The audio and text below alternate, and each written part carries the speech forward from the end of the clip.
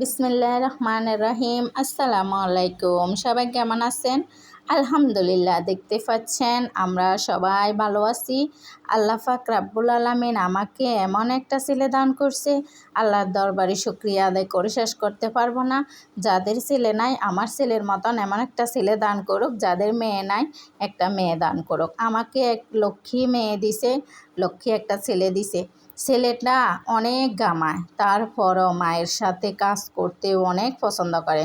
মাকে বলবে মা দাও পিঠা বেলি দিই, মা পিঠা ছাঁকে দিই, মা দাও ঘর ঝাড়ু দিই, ফ্লেট ধুই দিই। মানে কোনো কাজে আমার ছেলে মানে পছন্দ করে না, সব কাজে আমার ছেলে পছন্দ করে, করবে, ভালো লাগে করতে। তো সবাই দোয়া করবেন আমার ছেলের জন্য, সবাইকেও যেন আমার ছেলের মতন এমন একটা ছেলে দেয়। তো এমন ছেলে হবে না, ছেলের বাপটা যেমন ছেলেটাও তো তেমন হবে, তাই না? দেখেন পিঠাগুলো কত সুন্দর করে ছাঁকছে আমার ছেলে, মাশাল্লাহ। কি আর বলবো, ছেলের বাপও সেরকম। 3টা মাস আমি অসুস্থ ছিলাম, আলহামদুলিল্লাহ আমার হাজব্যান্ড আমাকে এমনভাবে সেবা করছে, মাছ কাটাকন, মরক কাটাকন, রান্না বান্না হইতে সব কাজ ছেলে মেয়েদেরকে সামলাইছে। একটা মেয়ে লোক এরকম করে পারবে না। তো তার ছেলে এমন হবে না, আলহামদুলিল্লাহ। আমি হচ্ছে আমার ছেলেটাও যেন ভবিষ্যতে এরকম হয়। কাজগুলো শিখে রাখা তো ভালো, তাই না? তো আমার বিশাল বড় একটা বারান্দা, বাগান আছে বুঝছেন না, সেটা হয়েছে বারান্দা থেকে পুঁই শাক, আলুর শাক কিছু করছিলাম, সেগুলো তুলে আনছি আর রান্না করছি কচুর শাক। মন চাইছিল একটা, করলাম আর একটা, যাই হোক সেটাও ভালো হয়েছে, অনেক মজা হয়েছে কচুর শাকটা।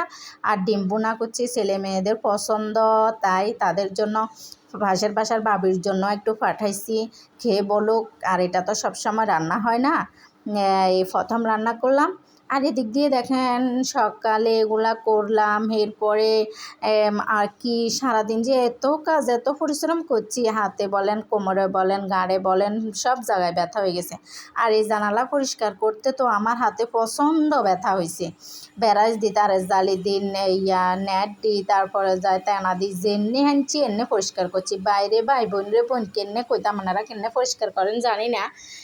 তেল চর্বির গাদান না বই গেছে, লাসা লাসা মরেছে, এত বেশি বইয়ে না অবশ্যই বলবেন। সবসময় পরিষ্কার করি না আমি, আলহামদুলিল্লাহ অনেক অসুস্থ হইলে অনেক চেষ্টা করি পরিষ্কার পরিচ্ছন্ন রাখতে। তো আমি গরম পানি করলাম, সেখানে হুইল দিলাম, লিকুইড দিলাম, লাইজল দিলাম, দিয়ে গরম পানি করে এটারে চকচকে জকজকে করছি। জানালা সবগুলো এমন পরিষ্কার করছি, সেটা দেখাইতে ভুলে গেছি। এটা পরিষ্কার করতেছি, এটা দেখাইতেছি। এরপরে বাথরুমগুলো চকচকে জকজকে করছি, যে বাথরুমে ঢুকলে আপনার গা শিউরে উঠবে না দেখলে, গাটা সাথা মানে কি একটা বলবো। আচ্ছা যাই হোক, যার যার যেটা তো জানেন, পরিষ্কার জায়গায় থাকতে কেমন লাগে আর অপরিষ্কার জায়গায় থাকতে কেমন লাগে। তো আলহামদুলিল্লাহ আমি চেষ্টা করি সবসময় পরিষ্কার রাখতে। আমার ছেলে মেয়েরা এরকম পছন্দ করে, ময়লা আবর্জনা দেখতে পছন্দ করে না। আমার হাজব্যান্ডও সেরকম। তো বৃষ্টি হচ্ছে, বলেন তো বাদাম খাবো না, এটা কী করে হয়? তো এদিক দিয়ে বাদাম বাজলাম, ছেলে মেয়েদেরকে খুলে খুলে দিতেছি। আমার ছেলে মেয়েরা বাদামটা খুলতে খুলতে আমি 10টা খেয়ে ফেলবো। তো বিকালেও রান্না বান্না করলাম। তো বলবেন না এত শাক কেন, আমার শাক বেশি পছন্দ, আমার ভালো লাগে শাক খাইতে।